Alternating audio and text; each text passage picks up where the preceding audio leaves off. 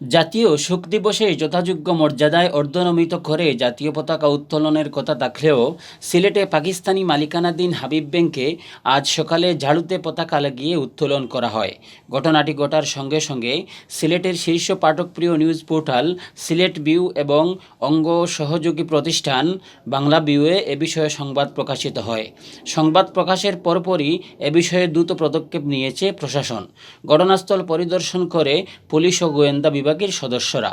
বিকাল 3:30টার দিকে গোয়েন্দা সংস্থার একদল সদস্য নগরীর পূর্ব জিন্দাবাজারস্থ হাবিব ব্যাংকের শাখা পরিদর্শন করেন এবং সংশ্লিষ্টদের জিজ্ঞাসাবাদ করেন। এর পরপরই সিলেট কোতোয়ালি থানার একদল পুলিশ ঘটনাস্থল পরিদর্শন করে এবং সংশ্লিষ্টদের জিজ্ঞাসাবাদ করে। পরে সেখানে আসে জেলা প্রশাসনের একটি টিম। জেলা প্রশাসনের সহকারী কমিশনার ও নির্বাহী ম্যাজিস্ট্রেট মোহাম্মদ মেজবাউদ্দিনের নেতৃত্বে আসা টিমটি ঘটনাস্থল পরিদর্শন করে। এ সময় নির্বাহী ম্যাজিস্ট্রেট, ব্রাঞ্চ ম্যানেজার ও পতাকা উত্তোলনকারী নিরাপত্তা কর্মীকে আগামীকাল জেলা প্রশাসক কার্যালয়ে গিয়ে এ বিষয়ে কারণ দর্শানোর নির্দেশ দেন।